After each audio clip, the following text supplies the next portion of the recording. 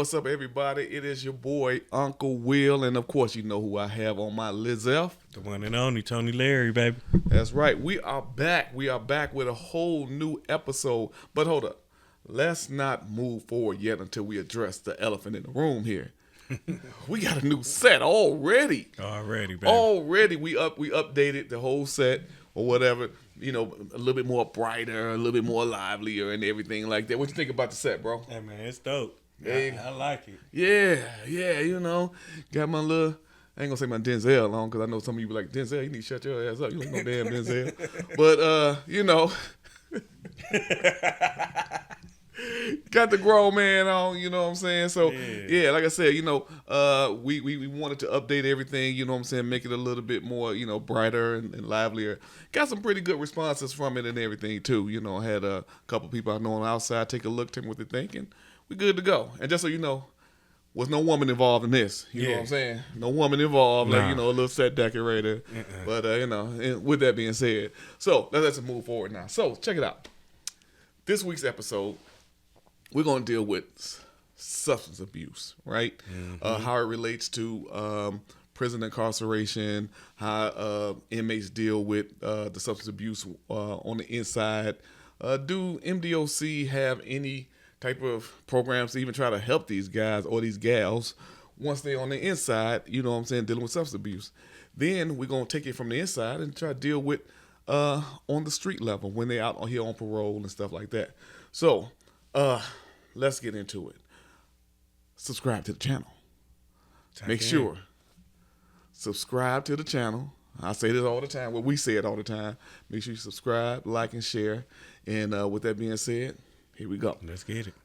So, sorry about that. So, when you was incarcerated, Tony, I'm pretty sure you done seen plenty of guys that was still, they come in there, because a lot of times the guys get arrested.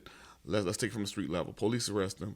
Some of them have to get up in there and go through a little detox phase because they get arrested because they was belligerent or whatever the case may be. That's the county. They're doing that in the county. Right, but a lot of the, before you even go to the prison, you got to start at the county anyway, right? Right. So they bring them in, and 9 times out of 10, if they're going to get some prison sentences, it's because they've been repetitive, you know, what's it called, OWI, or, you know, what's that, driving while intoxicated, DWI? Yeah, DWI, OWI. Yeah, so, you know, you factor that in, they must have got, the judge must have got tired of them. Like, look, I'm getting tired of you coming before me. Third, fourth offense. You know Forget it. We better sit you down, make you do what it do.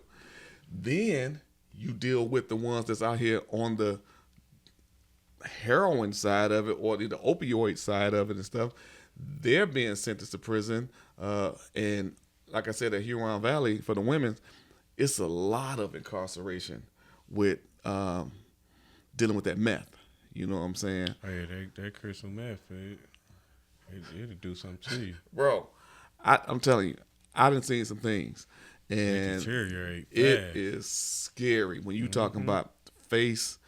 I mean, young sucking kids. in there. I'm talking about 26. Yeah, 25, young. like Teeth all like they rotten walking and everything. dead. Yeah. So it's some scary things out there with it. But the question though is, how do we combat it? Because the cause of it is, if you have kids at home, kids being affected by it, right? Some kids don't eat. Some kids be missing school. You know what I'm saying? Parents can't. Well, I mean, with meth, meth is an upper. So if you, you know what I'm saying, like when they take that meth, they ain't going to sleep. If, you know what I'm saying, they up doing it. But if they on that heroin, like them kids might miss out on a bunch of stuff because mama or daddy or whoever, auntie, uncle, kids might be adopted into the garbage. You know what I'm saying? They be nodded out and they might nod out while cooking the food. Dang. You know what I'm saying? They might nod out while cooking the food. Both of them are very dangerous drugs. You know what I'm saying? So when they go to prison, I would think, well, because I do work on the inside sometimes, I know that they do have different programs to try to help these inmates to try to beat the substance abuse. They are now giving them another form of what was that they called it in the 80s, where they gave them something helped them to beat the crack, the cocaine. Oh my God, I forgot what methadone. Methadone, they still use that. Right, but the methadone itself was mainly for like the crack and stuff like that. But now they're giving they have a MAP program where they let individuals who currently in prison that had a substance abuse history, they let them come in and they give them another form of drugs. To me, it's another form of drugs to so-called treat it like it was methadone to help them fight. But to me, it don't work. Yeah, I feel like that's just like a drug substitution. Yeah. You feel what I'm saying? Like, okay, for instance, this person on heroin. Mm-hmm. They on heroin and they doing heroin and they strung out on heroin. And okay, so now we're gonna get you off heroin and put you on this drug. It's just another substitution. You know what I'm saying? Like, so without, now what? Same thing. Without heroin, I needed to depend on heroin. Now I got this new drug. I need to depend on this, so I won't do this. No, you gotta just want it. Either you want to stop smoking or stop drinking or stop sniffing or stop shooting. If you go quit all the way. Don't substitute it. I mean, but you do gotta admit though, because of the addictive properties, it's kind of hard to even kick that kind of shit. You know? It is hard, bro. I mean, me being me, I smoke. You know what I'm saying? I smoke Weed. Yeah. Okay. No crack, none of that. Straight marijuana, ganja. You know what I'm saying? That one way. I'm still I'm functioning. You know what I'm saying? So I take care of my kids. I do everything I'm supposed to do as a man. But you got some people who got these drugs as far as like the heroin, the meth, the crack. That's all they think about. Man, so as I'm working on the inside, I go in there from time to time, just assist. And while up in there, I'm gonna give you an example of one character. The dude is 28 years old, has a total of 8 kids. Okay, he loved getting high off roach spray. Okay, now in prison, they're still getting high. Okay, let's just keep it real.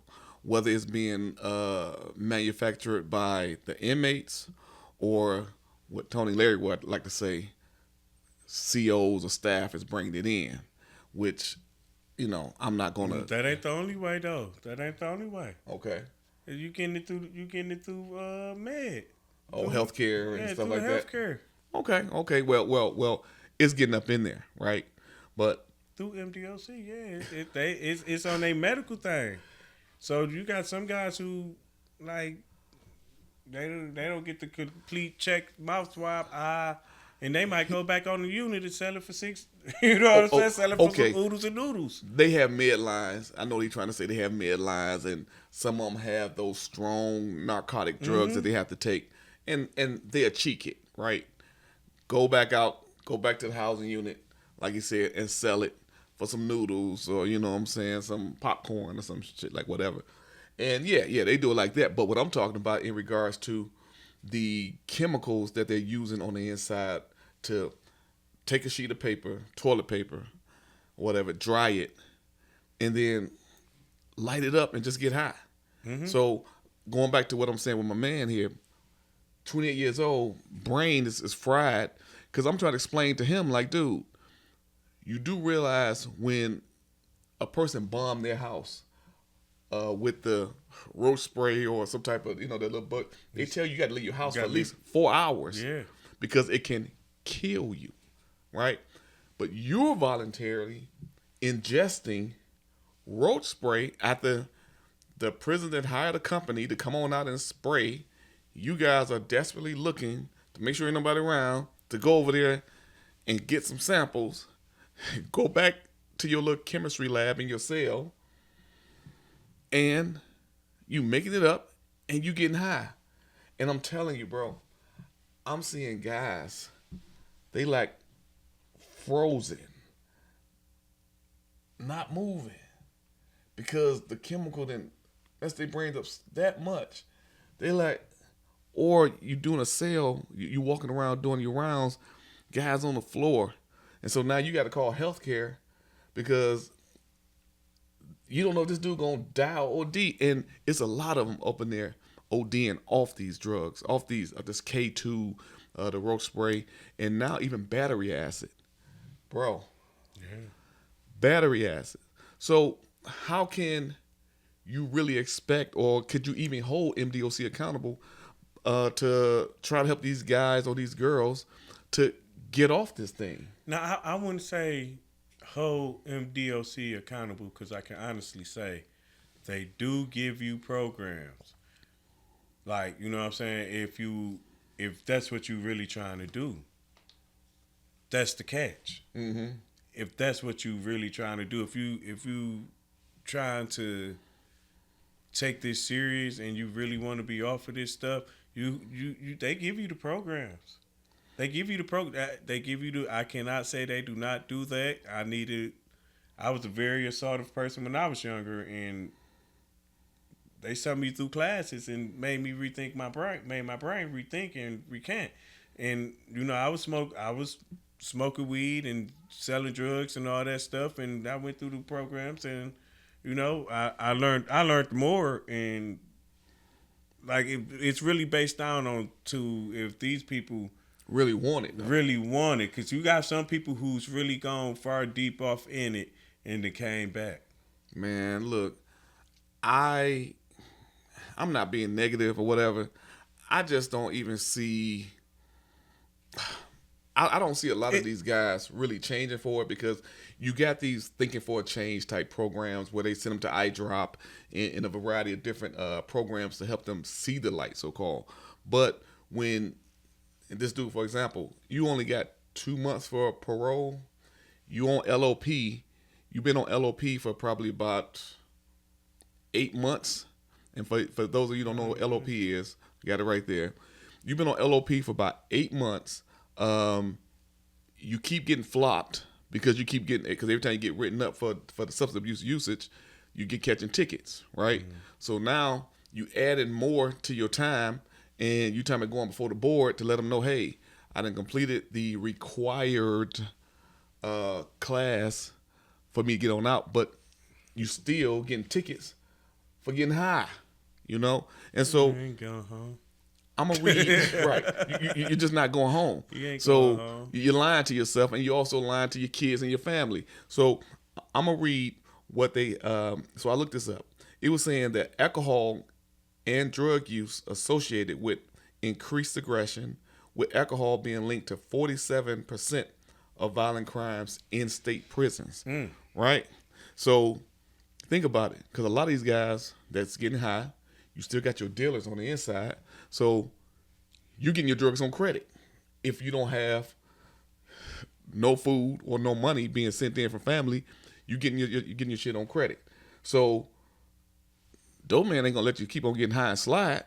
He gonna have to do something to you. Nowhere. He ain't gonna let you do that nowhere. You see what I'm saying? Nowhere, whether you're free or in Free prison. or in prison. You dig what I'm saying? He wants his money. It's like I'm seeing COs that's working there full time that's frustrated. I'm seeing staff members frustrated because it's like there's no way to really combat these things, but you having COs and you having the staff being accused of bringing all this stuff in. And come on, let's be honest. Okay, yeah. In some cases, and it's not all the COs. See, right. It's not all the COs. It's just like in this world. In the world, you got some bad apples. Yeah. And that's just it. And they wiggle their way on in there, and they making the best off of what they go do. Now, the CO is some that's right. Bringing them in. I say for every 100 COs, you probably got one. You probably got that one. You feel what I'm saying? Somebody to crack that combination to that lock, and bam, you know they do what they do. It ain't every CO. You know what I'm saying? But it also the drinks and alcohol that's being made, ain't nobody coming in there with no fifth of Don Julio in prison. Y'all ain't walking through no metal detectors where you can just bring a fifth of Don Julio. And no, true. they some stuff they in there making on their own too. Spud juice. And they get them drunk just like it was alcohol bought behind the liquor behind the counter. So the thing is though is we want to try to help identify why these issues keep going on, why you can't shake this so you can get your ass free to be out here in the world, right? So we want to try to identify why, but how can you sincerely identify if you continue to keep on making the spud juice, if you keep on continue to go into the dope man on your wing to get credit, you know what I'm saying? And then you bugging family members because now you got a ticket on your head, you know what I'm saying? And family have to try to help you out while they still out here trying to pay bills. So it's like, I guess you really a hindrance. Going to prison is really a hindrance. I thought anyway. I was gonna come off like a negative Like, Nancy or whatever, because I'm like, to me, it is though. I mean, ain't nobody prepared. Like, well, look, Willie will be going to prison in 2 years. I'm gonna make sure I have some money saved. Right. So no, it's not like that. You're really a hindrance when you do that. Like you messed up. Like, because everybody got the bills that they had before you went. It's still there, and it's probably a couple of things that contribute to the bills too. So, and hell, I have creditors too. I have creditors that I have to pay as well. Right. You see what I'm saying? And you're not trying to do what it is that you need to do to make sure that you can get your ass on out here in these streets with me. You know what I'm saying? You can continue want to use drugs. You don't want to try to identify what's going on. All you're doing is helping. But to me, you're helping to keep yourself in the situation that you're in, because I know for a fact that MDOC has brought on a lot of great programs to help inmates, you know what I'm saying, because a lot of these programs also help you to reunify with your family, because a lot of families are tired. A lot of families are fed up because they've been dealing with this shit for years. That back and forth. You start to think like, dang, you might as well just go and do something where you can just stay there for life. Yeah. You ain't got to keep walking in and out of my life. I'm like, hey, look, just stay your ass in prison. Let DOC deal with you, because 9 times out of 10 you was out stealing TV from your mama, your grandma. You bring out here, you know, stealing from family, doing all crap. I'm just look. Oh, man, I'm not trying to be negative. I'm just being 100, because we didn't experience, you know what I'm saying? Pretty much all of us had some form of experience on having family with substance abuse issues, right? And we all have tried to help. We all try to do things, give advice, right? Because even with going back to the dude I was talking about with the 8 kids, the youngster, I talked to him and I told him, look, let me talk to you, man to man, not CO to inmate. Bro, you have 8 kids. You need to use them kids as a motivating factor to get out of here. I said, right now, you are a joke. You are a joke. These guys up here are laughing at you because they're watching you getting high and you looking like a fool, sprawled out on the floor, you know what I'm saying, walking up the stairs, and you like a damn statue. I'm telling you, they just freezing, looking crazy. You're like the class clown in high school. It irritates me because not only that, because I'm a black man. And I'm watching a young black man who already irresponsible by having 8 damn kids, okay? Because you don't have no financial, ways to support them. But I'm watching a young black man, this is supposed to be the future, okay, up in here getting high off roach freaking spray. That is so fucking irritating to me. I have to tell him sometimes, stop talking to me. Man, well, what about the ones who's out here getting high off of these pills, and they look the same way out here? I mean, and they free. I mean, but I'm not making no excuses for them too, because it's still part of the community. Right. You know what I'm saying? It's still a bad reflection on the community. But when when you have all these different factors, positive factors, you got 8 kids. To me, they're innocent. So these are positive factors. You know what I'm saying?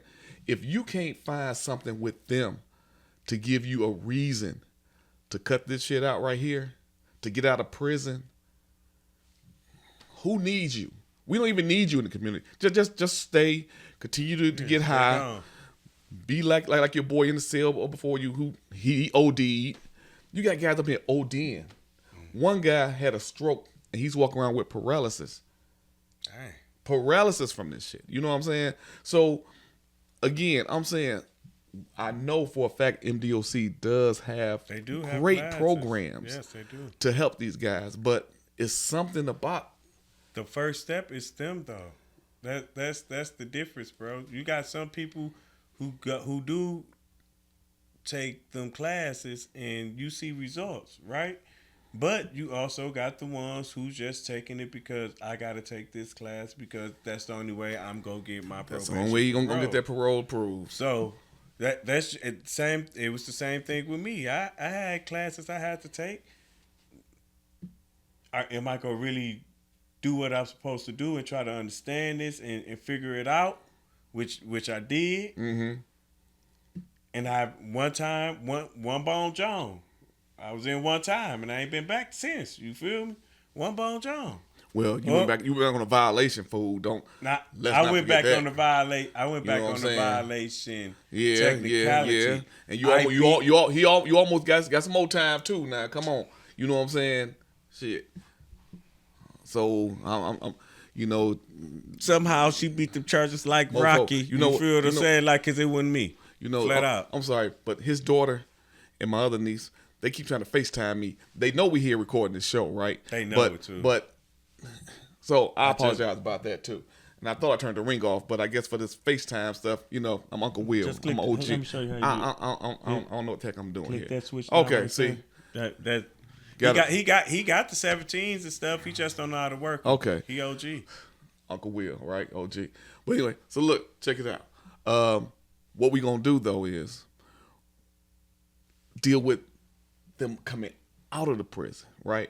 Because like he said, a lot of them take the classes just so they can hit them streets to get back home, right? But when they get back out on the streets, they back to using again, right? So now what do we do for those individuals that come on the street? So again, outpatient programs, right? So we have different partners that we work with to try to help these guys and these gals, shall I say, get out here, get back home, and try to stay home with their family and try to help beat this substance abuse. And that's whether it's narcotics or alcohol. So the Law and Parole Office, the largest parole office within the great state of Michigan. And he knows about Lawton because he used to love reporting to Lawton. He loved it. Okay? I don't know about love. It's no love. So Lawton has brought in a young lady that is a coach. Right. And I had a chance to sit down and talk with her in her office. And she gave me some great insights and some knowledge of some of the things that she do and people that's in her unit, what they do to help our guys and our girls once they get out to either reunify with family as well as to try to help identify these problems and just give them a great support system. So what we do is we're going to come back and we're going to talk about this more in detail. But I want you guys to just take a look at that and we'll catch you back on the rebound after I talk to him and remind him about how he loved to report at Lawton Parole Office. Yeah, right. Whatever. My PO ever liked me.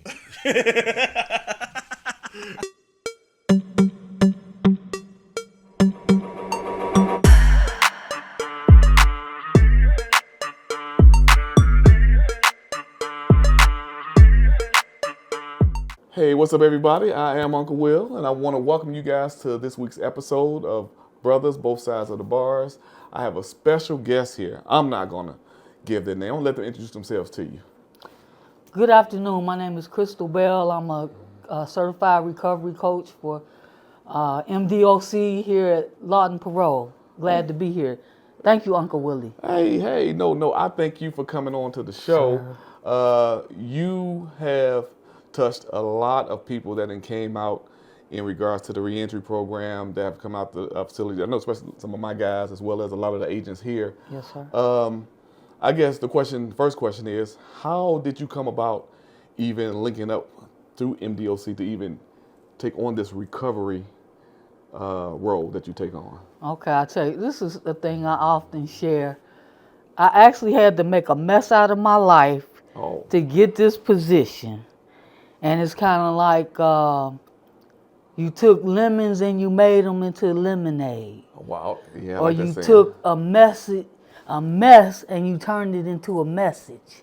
So I'm a living example of what perseverance, the willing to change, and the willingness to follow directions will get you. There is a way out of all of it. I've sat in that seat before. I know about the feelings and emotions, and I am just so grateful to have this opportunity. I tell you, I don't look at it as a job. Okay. It's an assignment that I've been given. So wow. Okay. That's how I'm telling you.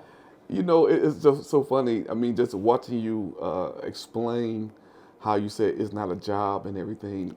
Your personality, it just exudes just positivity, and that's the one thing I love about you, because like every time I see you, got a smile on your face, right?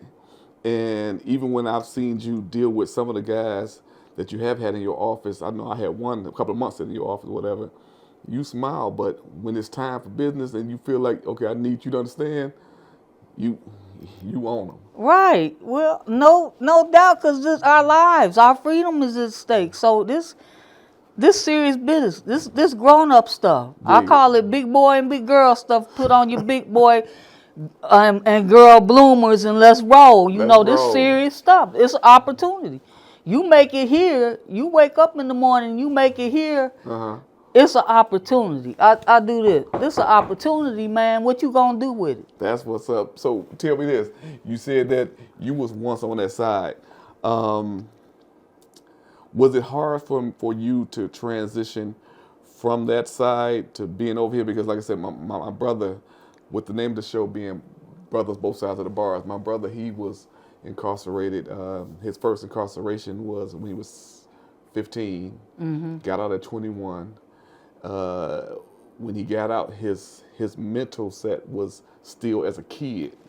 So he made some more mistakes in between that and then wound up going back again.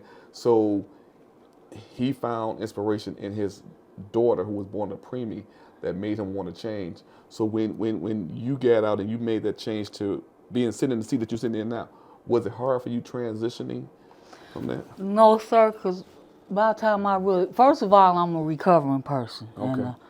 And by the universe's grace and mercy, I'll make it to February 7th. I'll celebrate 25 years clean in a row.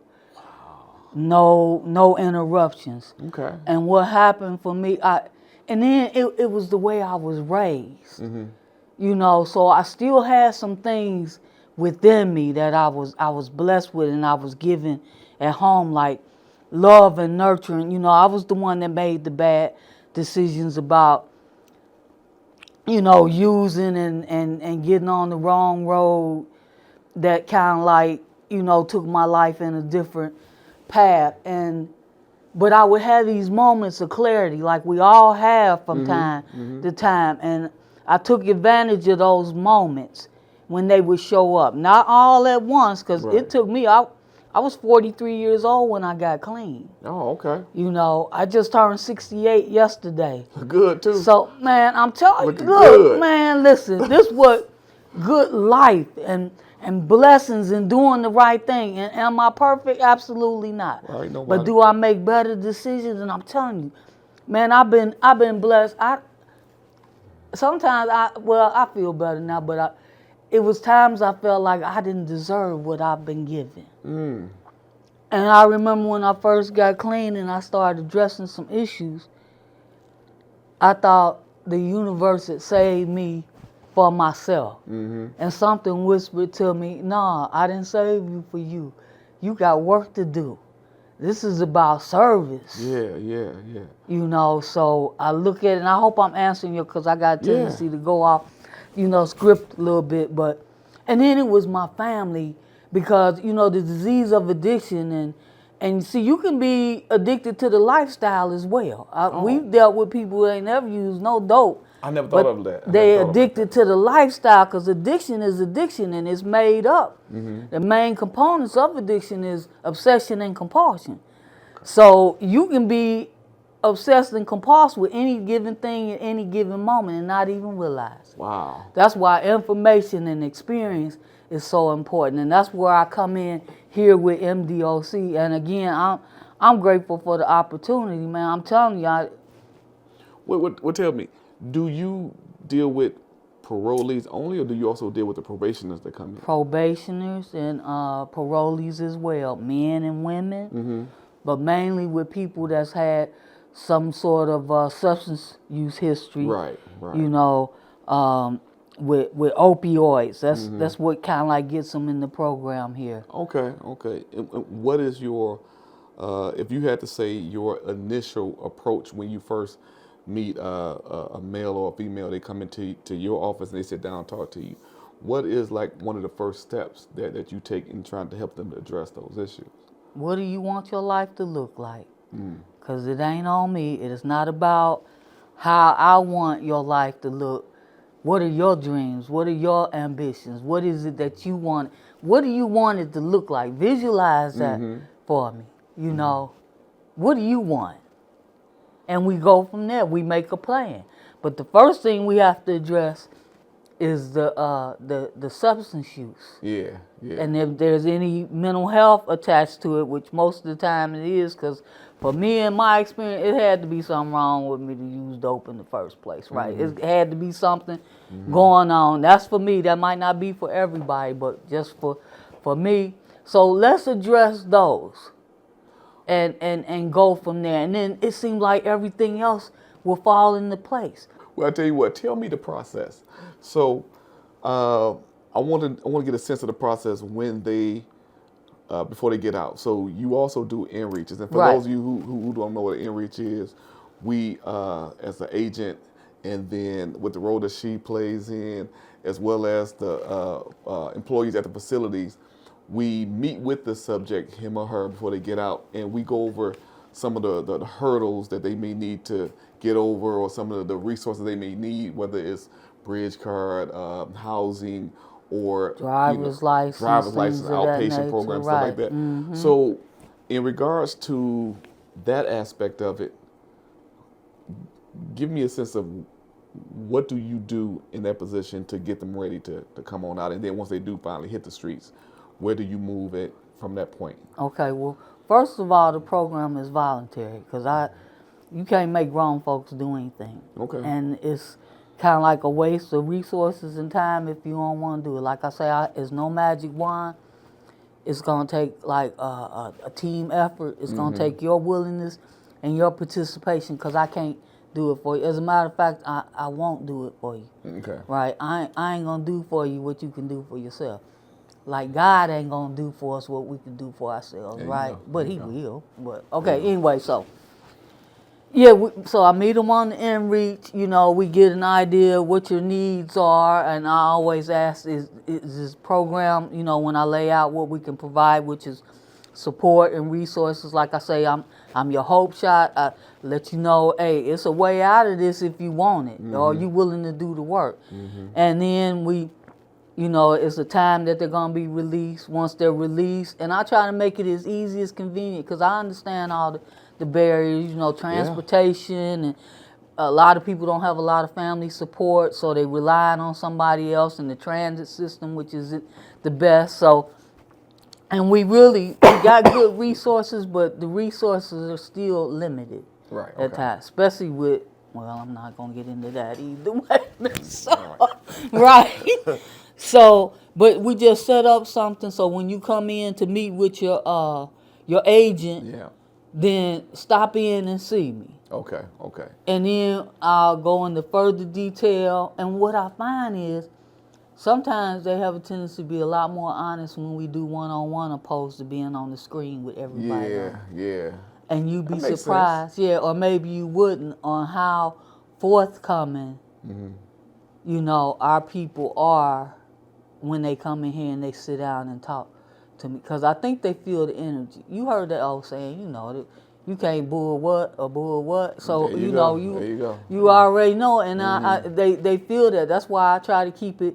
What the young folks say as 100 As 100 as I possibly can, because they can sniff it out. Yeah. Oh, they can definitely tell Right. when you're a BSer. Or Right, no what I'm doubt saying? about So, it. yeah, So that's it's a 100. waste of time. So, and then I talk about the resources and support I can provide, and we go from there. The program is a 6-month program, even though I Okay. can hold on to you for 8-9 months and do a little hand holding in the beginning. But after a while, I'm gonna let it go.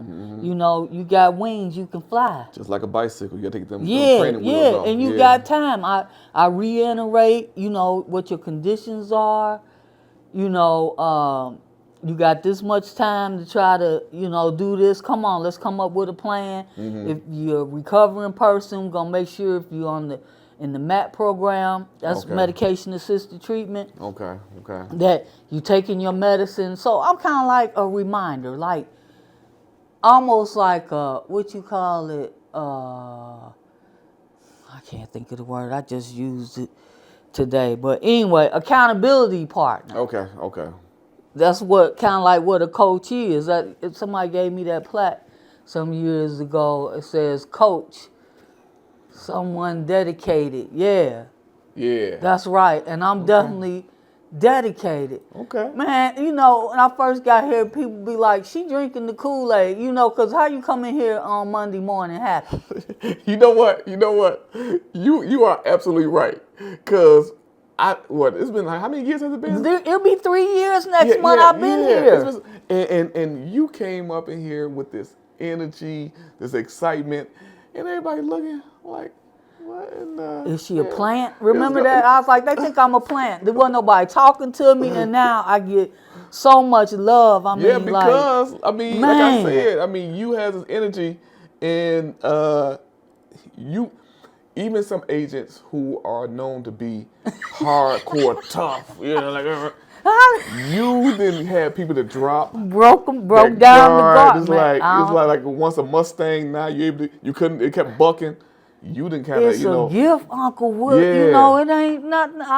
I never thought if you told me some years ago this is where I would have been. Yeah. I'm like, you lying. I got still friends in the community, right? That be like, you work for who? What? You work for who? They like they hire anybody, But look, You so funny. but I've changed, man. And that's the objective, right? To Yes, make change. sir. Absolutely. So when we dealt with them as they coming out, but let's deal with those ones that's already they've been on the streets for a while. Okay. And the agent has dropped them, and they didn't test positive for different opioid, stuff like that. What step do you take once that agent refer them to come see you? Well, normally, look, I'm just gonna try to help you, motivate you. Again, it's about what you want, because I can't do it for you. I can't stay Because clean even at that point, it's for voluntary nobody. too, right? Is that voluntary when the yeah. agent refer them as well? Yeah, I Okay. always give them a choice. Now, sometimes y'all can light a little fire up on them. Be Yeah, like, oh, I yeah. want you to go talk to Miss Bell. And like, I had a guy come in here yesterday. You thought he was coming to the principal's office. I was like, dude, you good? I ain't the principal. I'm here to help. Right. So let's talk. When he left, he had a big old cheese smile on his face. Like, yeah, I'm gonna come back and work with you.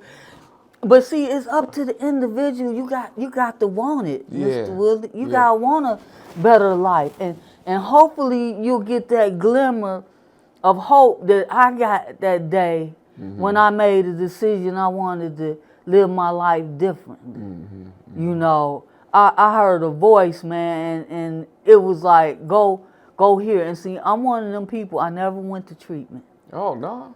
I went to a 12-step program, and I listened to them people. For the first time in my life, I let somebody tell me what to do, because I didn't know, apparently. How was that giving the reins to someone else, though? How was that? It's called surrender. Once I start, see, this how it's practice. Yeah. You gotta practice new behaviors, you Yeah, know, yeah. so they become a habit. Mm-hmm. That's why in the 12-step program they say make 90 meetings in 90 days, because they say if you do something for 90 days in a row, it kind of like it's consistency. Yeah, It becomes, you know, a habit and a part of what you do.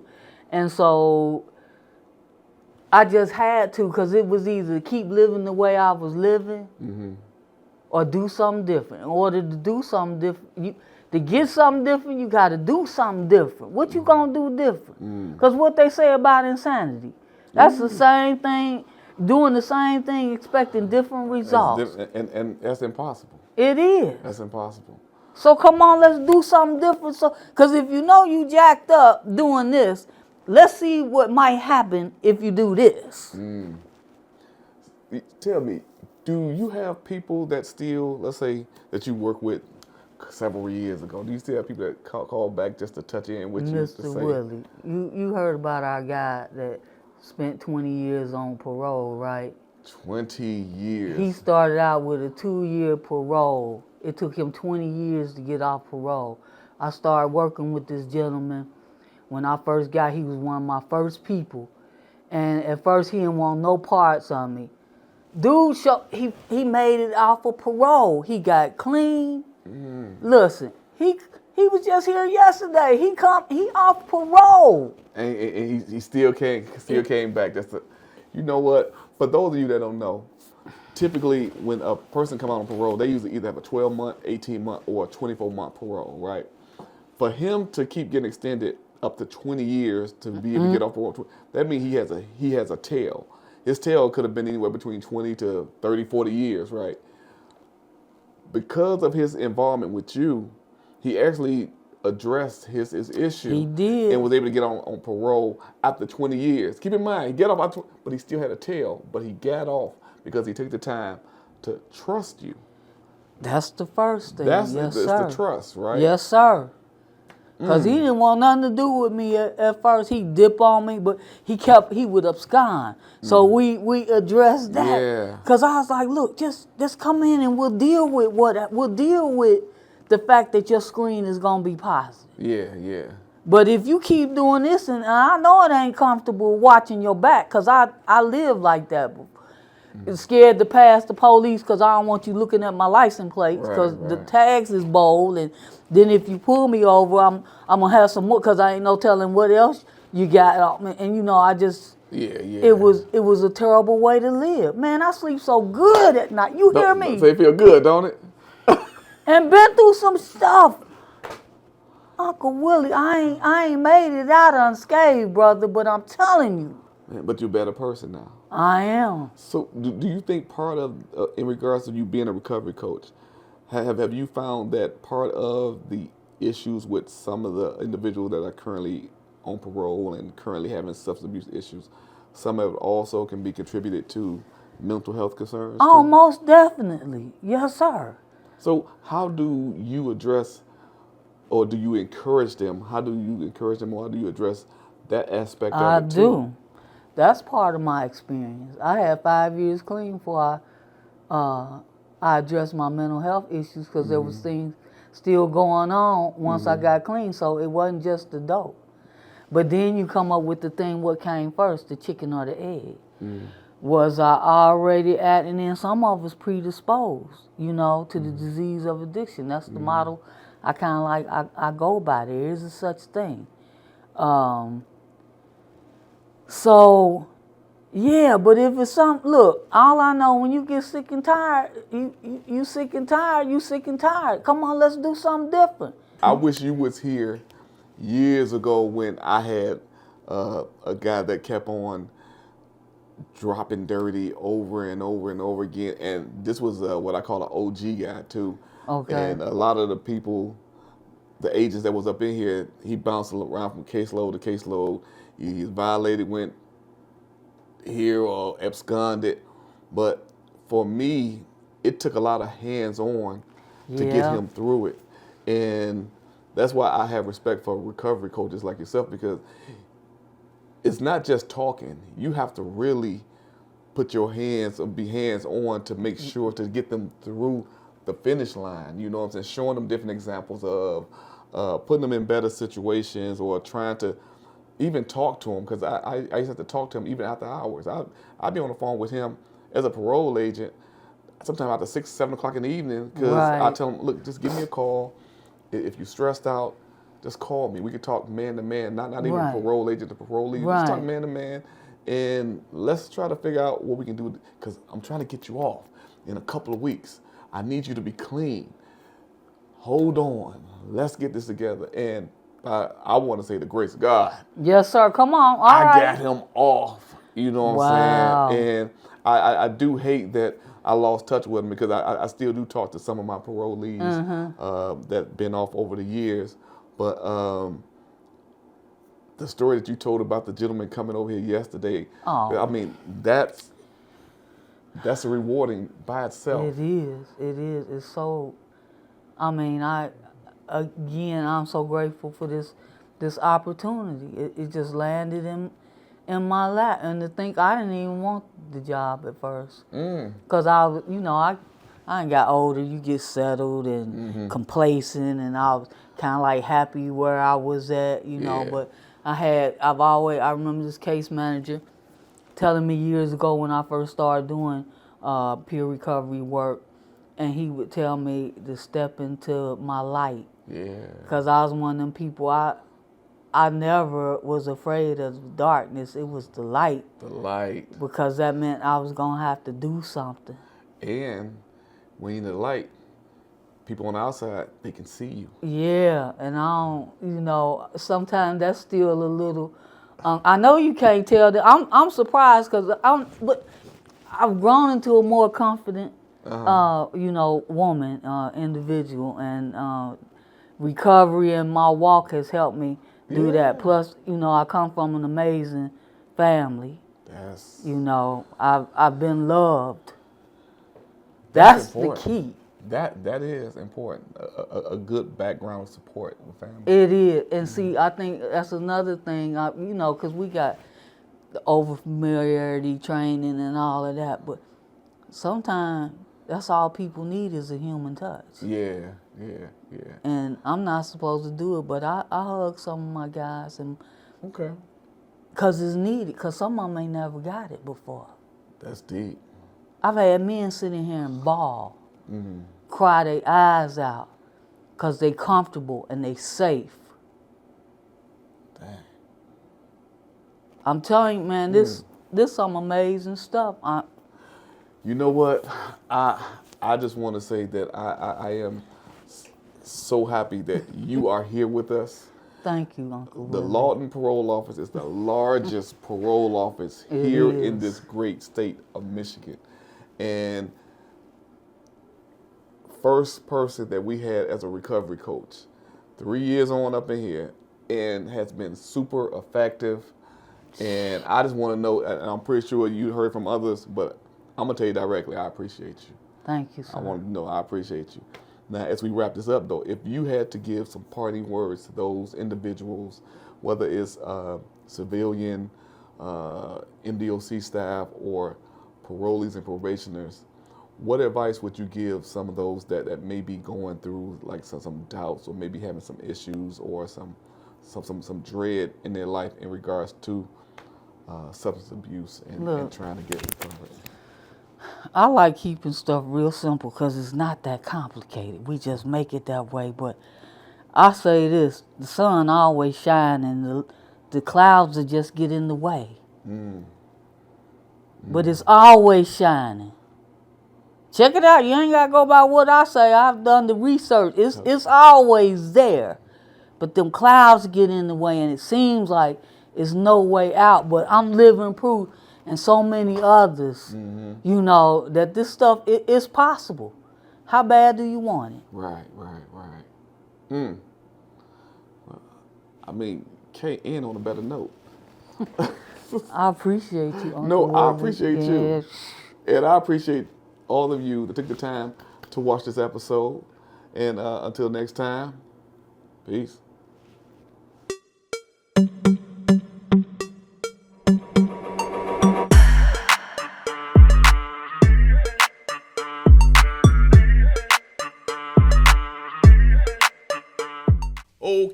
everybody. Uncle Will and my man Tony Larry, we're back.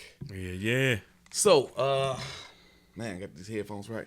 So, with the information that she has shared or whatever, it was really informative to me, Larry, because I didn't know that these coaches go that far, because they even go far as doing meetings with the family. Mm-hmm. There's some stuff that her and I talked about off camera as well too, about if family need resources, they try to go out there and help them on out with resources. They try to help bridge the gap, because a lot of time with these substance abuse, it'd be a lot of damage. It do be. You know what I'm saying? And sometimes it's hard to it kill trust. Everything. Yeah.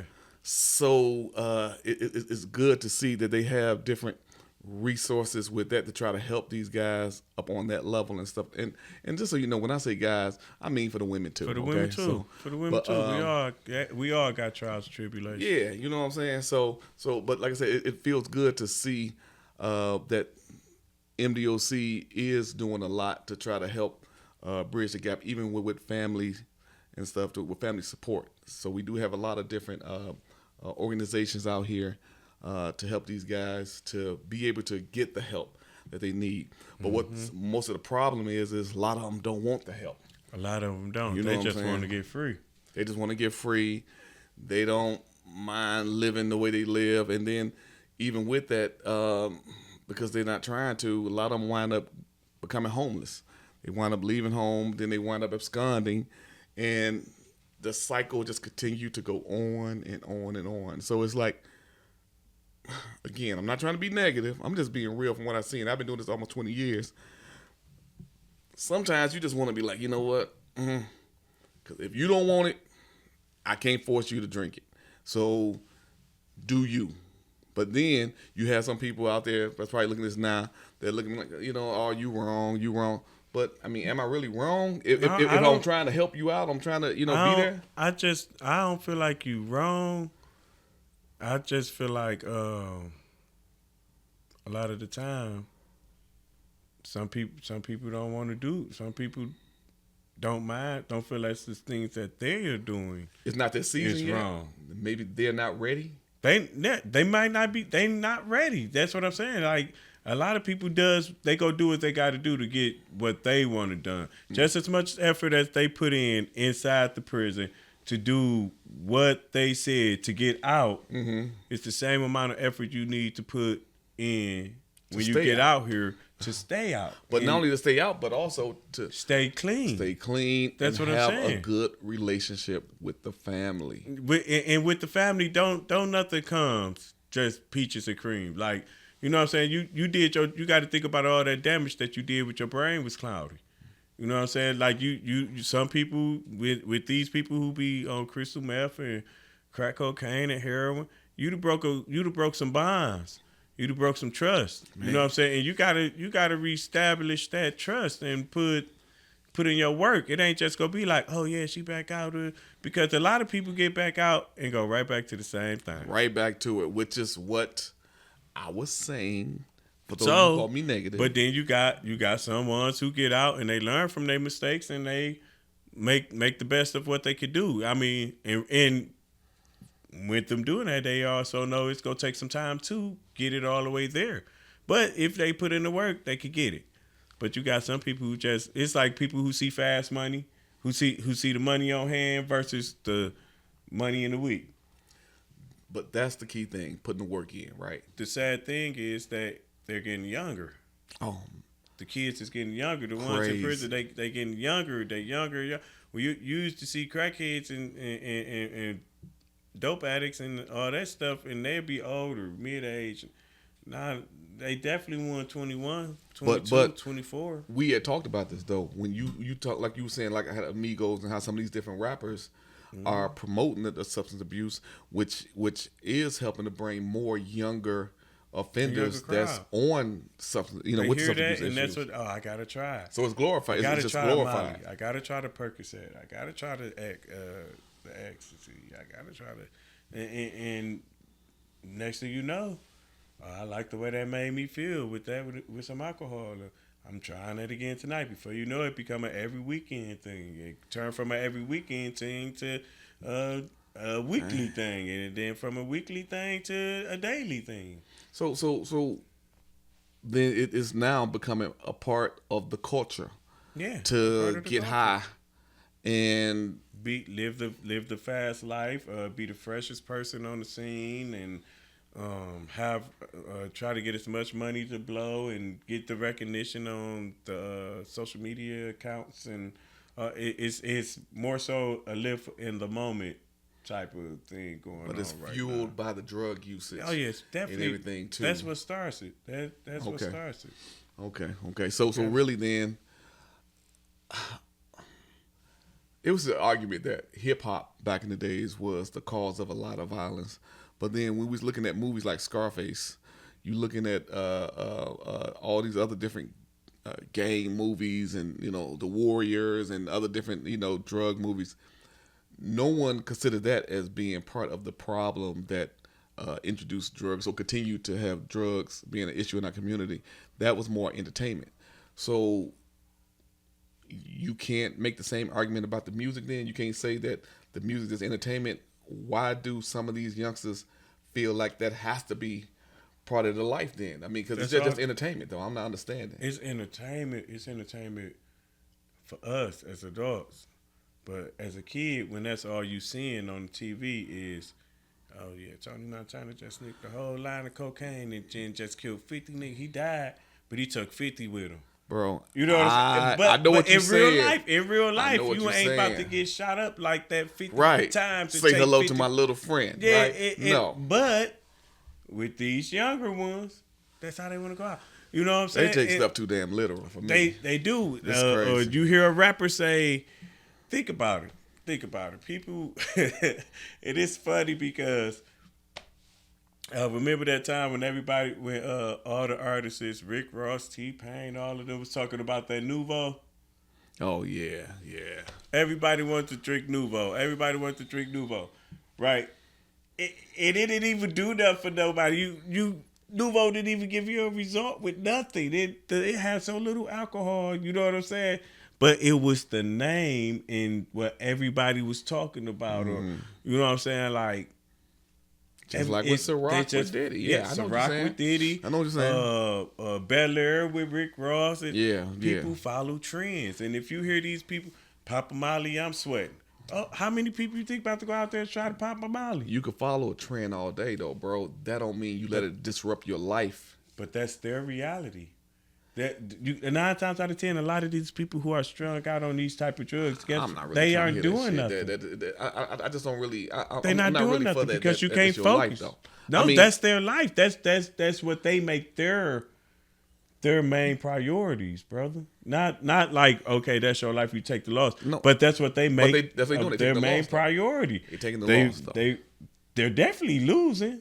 They can barely afford the little pill that you know what I'm saying, that they buy. But that's their life. And then with the drugs comes the money. With the money comes the fast life. And it's all the same thing. I feel you, bro. I mean, I guess because the whole nother aspect of it on it is, even with the substance abuse on the side with the women, you got to think about prostitution for the drugs, and breaking and entering, commit assaultive crimes. It's just a whole lot of stuff that comes with this, and which kind of falls back to what we were saying in regards to trying to rebuild the family dynamic. A lot of baggage, a lot of damage has been created because a lot of family. Because I had a family member to break in our house when we was on Hazelwood. You know what I'm saying? I had family members to break in our house or whatever, to try to steal things or whatever, and you don't forget that. You know what I'm saying? And so again, a lot of baggage. But it's like, at what point do we just say, okay, I'm going to use this for recreational purposes and not use it as a crutch and let it define my life? And I guess I tend to read a lot. Some people can and some people can't, bro.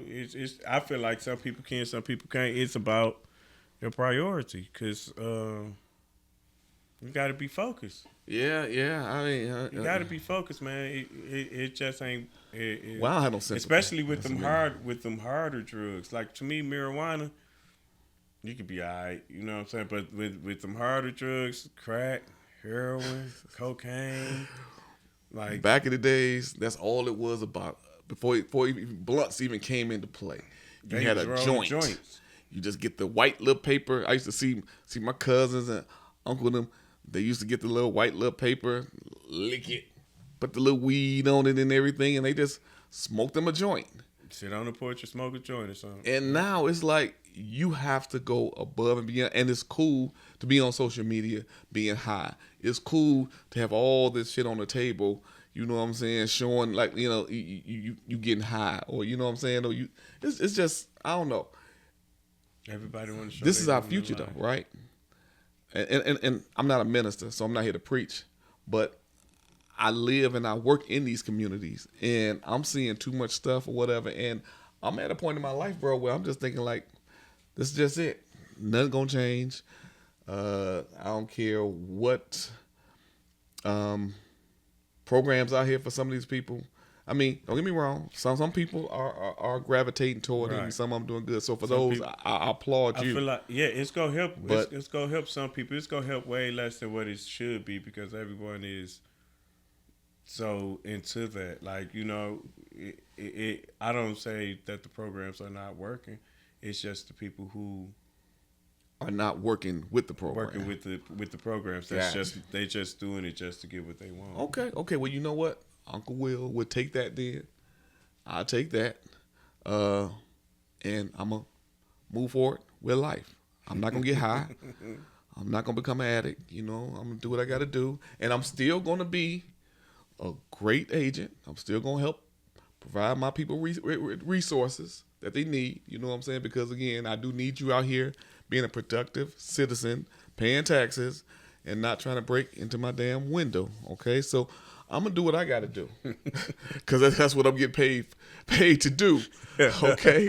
I'm just saying, you know what I'm saying? I don't need for me to go to sleep so I can get up to go to work, and you be out there working at nighttime to go break into my car and do what the hell you going to do. Cadillac you know what I'm saying? You know what I'm saying? Because that's your job, but mine is to get up in the morning and, you know, help to protect these great citizens of the state of Michigan while you out here violating them. But with that being said, I want to again thank you guys for tuning in to this week's episode. Hey, I'm just saying. And I want to thank our special guests. You was wonderful. Thank you for the information. A lot of stuff, like I said, I didn't know. I knew MDOC had a lot of different programs, but to see some of the people firsthand and to talk to her, it was really informative. So I want to thank you as well. So like we always say, though, from the beginning as well as at the end, make sure you guys subscribe to the show. Tap in. Like it too. Yeah, like, share.